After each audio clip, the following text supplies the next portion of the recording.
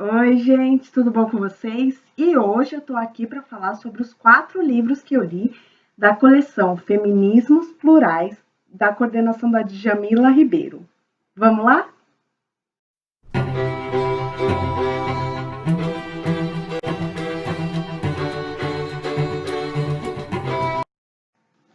E a coleção Feminismos Plurais, né, foi uma ideia e é coordenada pela Djamila Ribeiro, né? A Djamila Ribeiro, para quem não sabe, ela é mestre em filosofia, né? Ela é uma mulher negra acadêmica, feminista, que propôs o debate sobre as questões raciais no Brasil, né? Então nós temos 7 livros, cada um com pautas específicas, né? Alguns eu ainda não li, pretendo ler, né, como Intolerância Religiosa, que eu ainda não li. E essa coleção, ela é uma publicação do selo da editora Jandaira, que faz parte da Pollen Produção Editorial, né? Esses 4 livros, eles foram lançados entre 2019 e 2020, né? E assim, o legal desses 4 livros que eu li é que todos eles trazem muitas informações, né? Muitas citações, muitas referências bibliográficas, muitos dados de pesquisa, estatísticas, né? Eles trazem livros, indicação de artigos, de dissertações, de mestrado, né? De doutorado.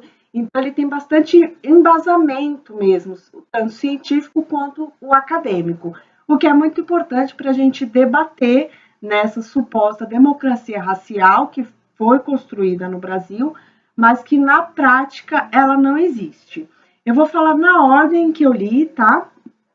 O primeiro foi o Racismo Recreativo, o título me chamou muita atenção e é uma ideia do autor falando basicamente sobre o humor racista, né? O Adilson Moreira, ele é professor do Mackenzie, ele é doutor em Direito e ele é formado também em Psicologia.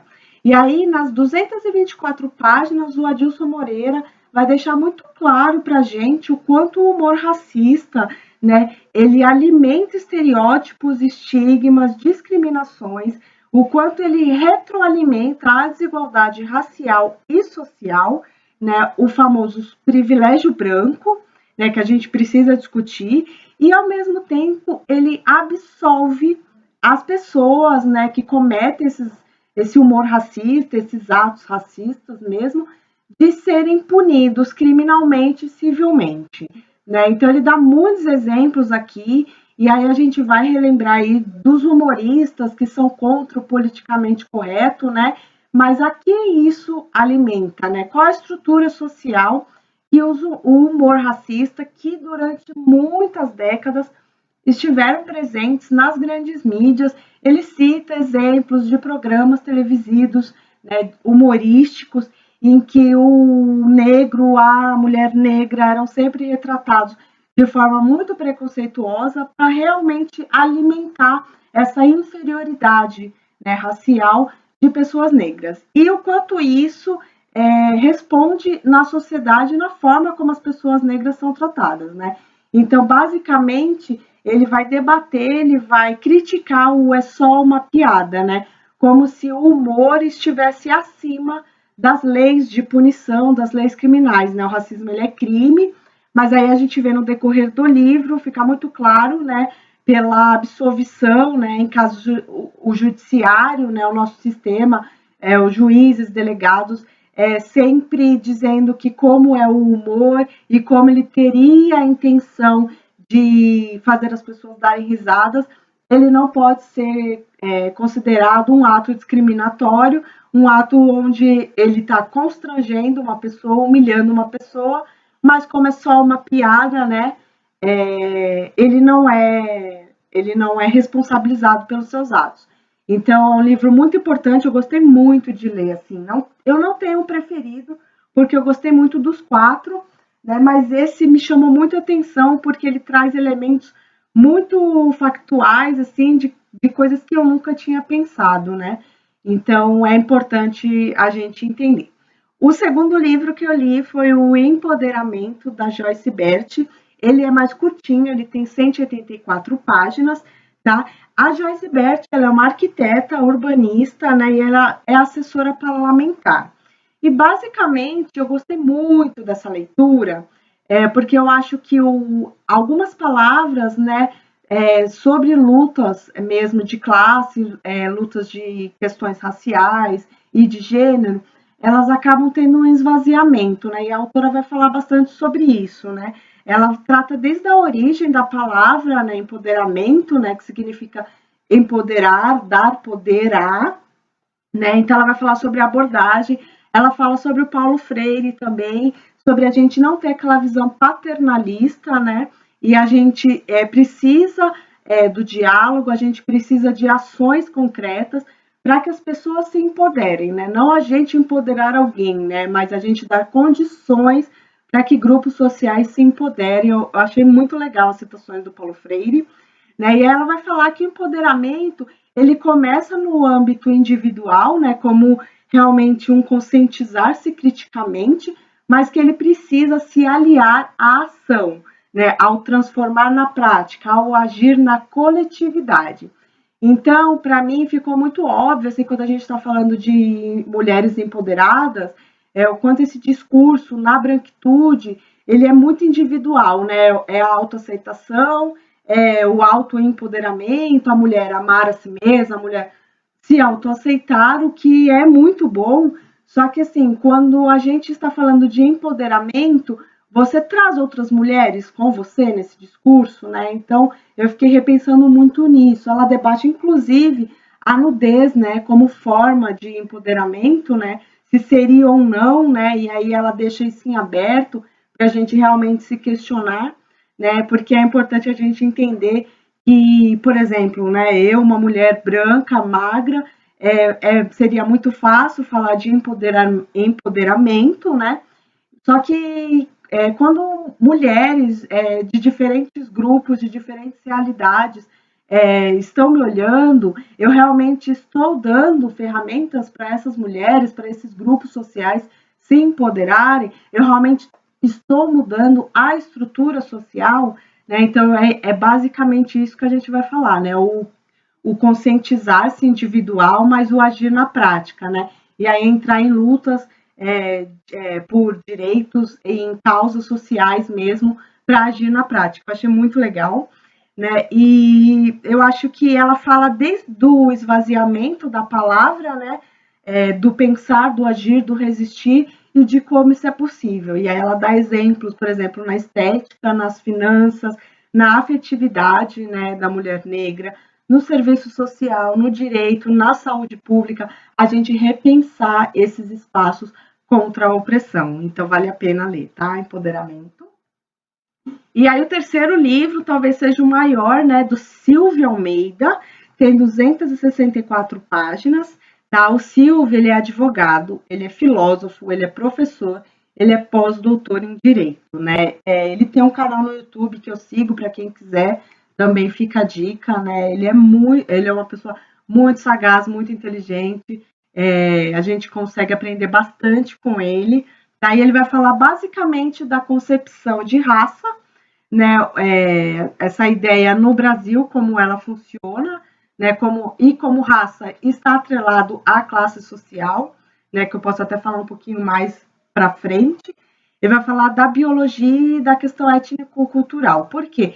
Porque a questão racial ela é tanto biológica quanto ela é étnico-cultural, né? Por exemplo, no Brasil, uma pessoa considerada negra lá, ou considerada branca, no caso, em outros países pode ser que existam outras questões, né? Não é só a cor de pele que torna alguém negro. Então, vai ter esse debate, né?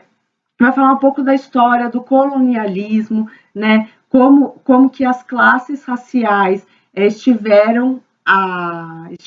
foram usadas como ferramentas da época colonial, da época da Europa que invade a América. Vai falar das três modalidades, tá, de racismo estrutural.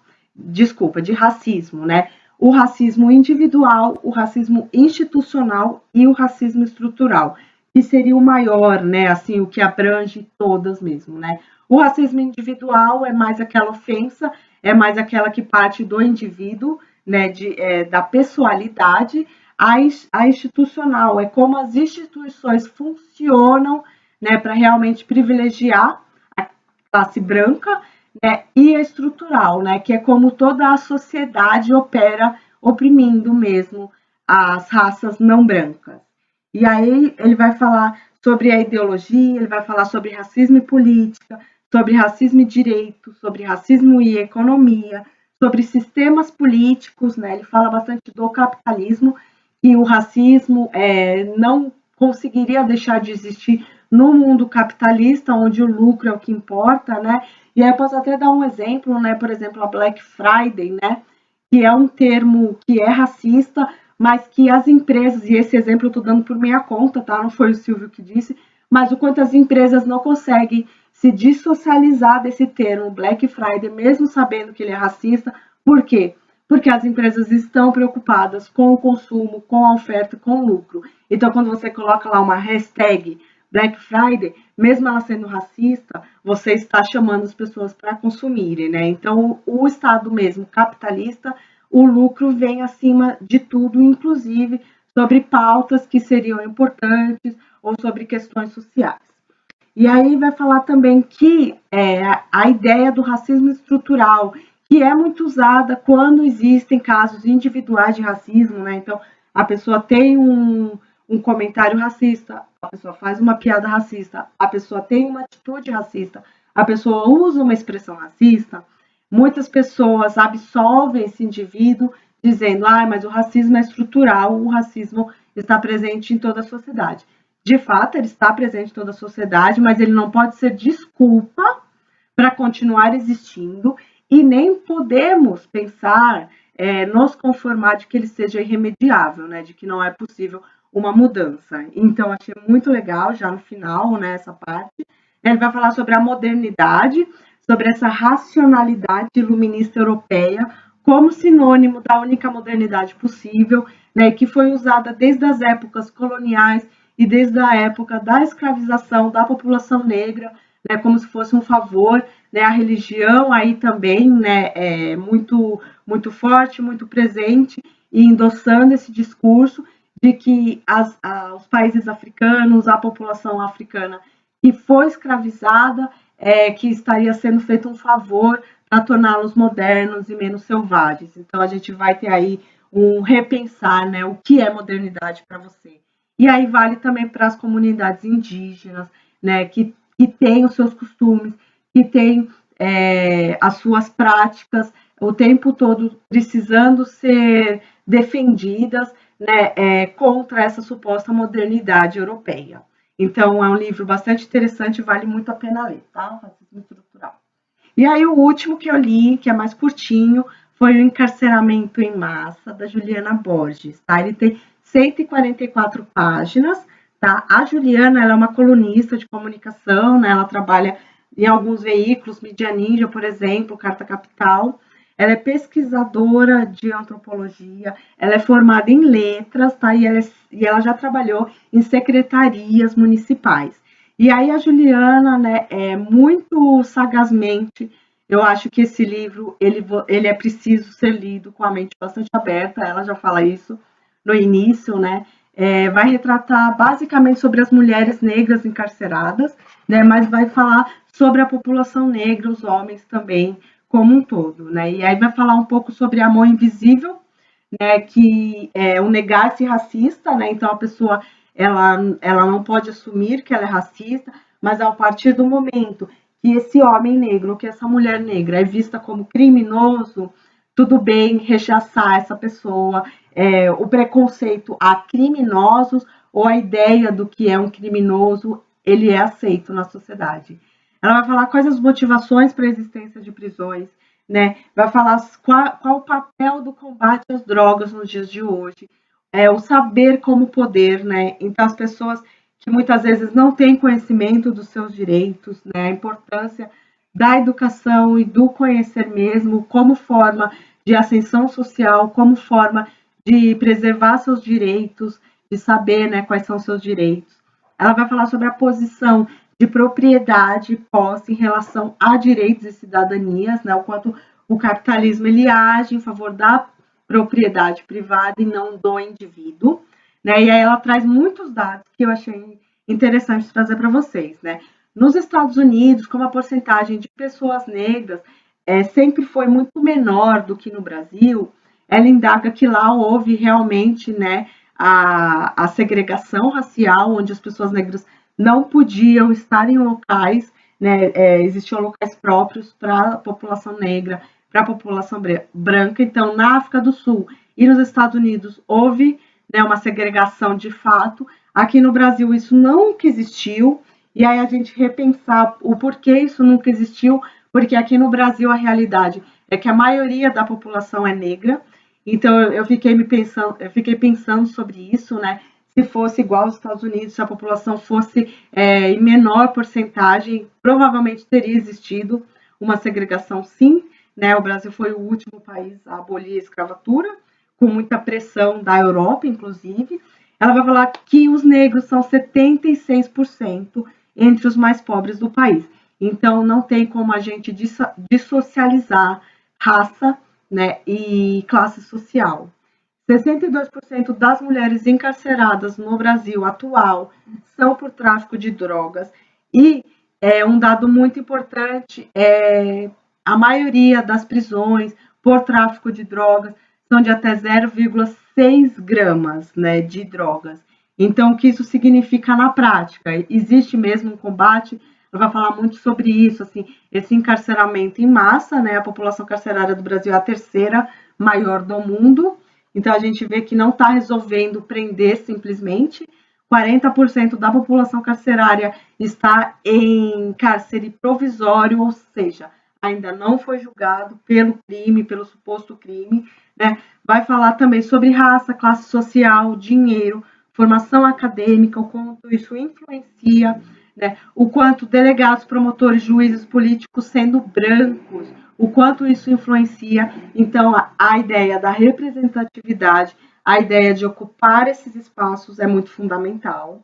Né? E aí tem, ela logo no final, já no final do livro, ela fala do caso do Rafael Braga, que me emocionou bastante, assim, foi um dos pontos onde eu fiquei bastante mexida.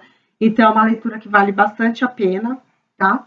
E aí eu espero que vocês possam ler esses livros. Existe ainda O que é Lugar de Fala, da Djamila Ribeiro, que é o primeiro livro, eu também pretendo ler mais para frente. Tá? Se eu ler, eu trago para vocês.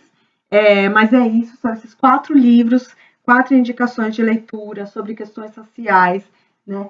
E eu vou aproveitar para indicar o documentário que acabou de sair da Netflix, do Emicida, O Amarelo, né? Tudo para Ontem. Foi gravado no Teatro Municipal em novembro de 2019. Fala bastante sobre a questão racial e social brasileira. O Emicida traz reflexões muito importantes. É um documentário bastante lindo e potente, né? Que mistura música, poesia, rap, a população negra mesmo, ocupar lugares, ele fala isso no documentário. Então, eu vou deixar aqui de indicação para vocês, espero que vocês assistam, e eu volto em breve com mais vídeo. Beijo, tchau!